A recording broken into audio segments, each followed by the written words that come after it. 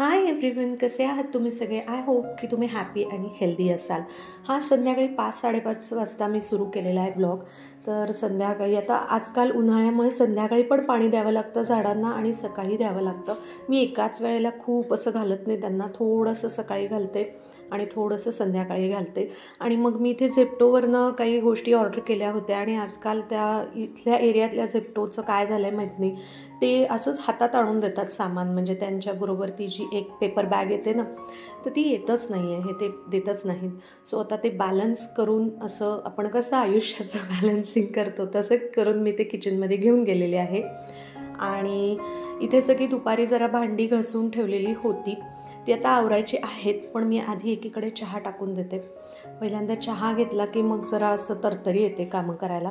आता अजून थोडे दिवस चहा घेणं जरा बरं वाटेल. मग नंतर मात्र असं वाटेल की इतक्या उकाड्याचं नकोच, मग आपण लिंबू सरबत पिऊया, कोकम सरबत पिऊया, पन्ह पिऊया, असं वाटायला लागेल. तर तोपर्यंत थोडासा आलं आणि गवती चहाचा चहा मी एन्जॉय करते.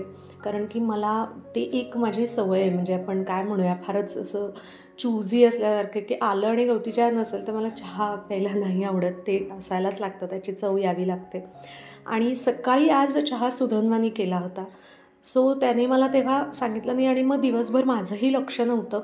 कारण की वेणूच्या वाढदिवसाच्या तयारीत माझं सगळं लक्ष असल्यामुळे इथे माझं लक्ष गेलं नाही की चहा पावडर काढून ठेवली पाहिजे, साखर काढली पाहिजे. तर साखरही काढून ठेवली मी मगाशी. आणि चहा पावडरचं मी केला चहा तर मी तेव्हाच लगेच रिफिल करून ठेवते सकाळीच.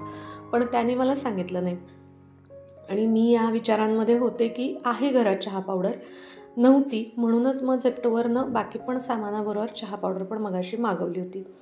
चहा गरम गरम छान ओतून घेते. मस्तपैकी चहा घेतला, सगळी ओट्यावरची भांडी जागेवर ठेवली. आणि हे भांड्यांचं ना मला काही कळतच नाही बाबा. हा प्रकारच मला फार गूढच वाटतो की संपतच नाहीत यार भांडी. सतत थोड्या वेळाने ना सिंकमध्ये थोडी तरी भांडी पडलेलीच असतात. तुमचं असं होतं का? मला कमेंट्स करून नक्की सांगा. आणि मग कधी कधी काय होतं माहिती आहे का, की आपण जर का ती तेव्हाच्या तेव्हा थोडी घासली नाहीत तर मग तो जो काही ढिगारा होतो तो अतिशय म्हणजे कंटाळा येतो आवरायला.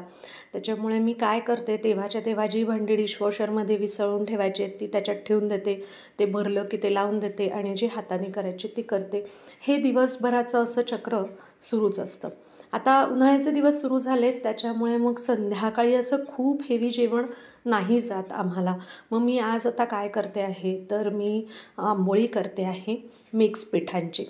तर हे आंबोळीचं पीठ तुम्ही साध्या पाण्यातही भिजवू शकता, ताकात भिजवू शकता किंवा दही घालून, पाणी घालून असंही भिजवू शकता. तर दही आहे म्हणून दही वापरते आहे, ताक असेल तर ताक वापरा. आणि हे सगळं प्रमाण जे आहे ते आपल्या आवडीनिवडीने करायचं आहे. थोडीशी माझ्या प्रीमिक्समध्ये सगळंच आहे, तिखट मीठ वगैरे. पण थोडंसं वरनं जरा वेगळं ॲडिशनल चव येण्यासाठी मी कोकणी मसाला घातला आहे आणि ब्लॅक पेपर पावडर घातलेली आहे. आता हे छान, आणि थोडंसं मीठ, म्हणजे कारण हे सगळं वाढवलं आपण पाणी घालून की अजून थोडंसं मीठ लागतं म्हणून मीठ घातलं आहे. एकीकडे आता वेणूला एक ऑमलेट पण हवं होतं म्हणून मग तेही करून देते आहे मी तिला.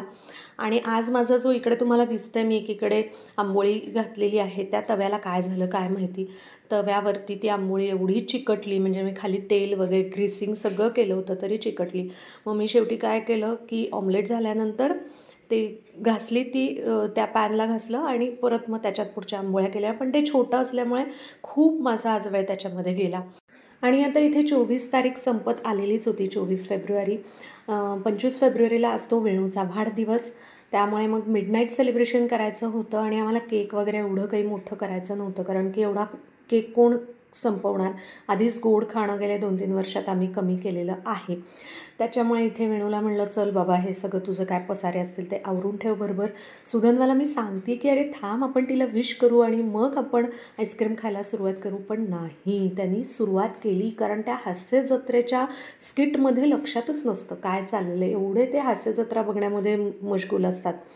तर त्याच्यामुळे इकडे आता वेणूला विश केलेलं आहे. मिडनाईट सेलिब्रेशन, बर्थडे सुरू झालेला आहे. आणि मग आम्ही एकत्र छान पॉट आईस्क्रीमचा आनंद घेतला, मजा केली. दुसऱ्या दिवशीचा प्लॅन तसा तर थोडाफार झाला होता, पण त्याच्याबद्दल परत एकदा थोडीशी चर्चा केली. आता तुम्हाला 2 ब्लॉग बघायला मिळणार आहेत आज आता हा व्लॉग येतो आहे आणि रात्रीपर्यंत तुम्हाला बड्डेचा म्हणजे 25 फेब्रुवारीचा पण व्लॉग लगेच बघायला मिळणार आहे. सो दोन्ही व्लॉग बघा आणि वेणूला तुमच्या शुभेच्छा आणि आशीर्वाद नक्की द्या. श्री स्वामींचरणी प्रार्थना करा की तिच्या सगळ्या इच्छा पूर्ण होऊ देत आणि तिला उदंड निरोगी आयुष्य लाभू देत. आणि असंच हास्य जत्रेचं स्किट बघत बघत आम्ही हे मिडनाईट सेलिब्रेशन एन्जॉय केलेलं आहे. पुन्हा भेटूयात पुढच्या व्लॉगमध्ये. तोपर्यंत take care and bye bye.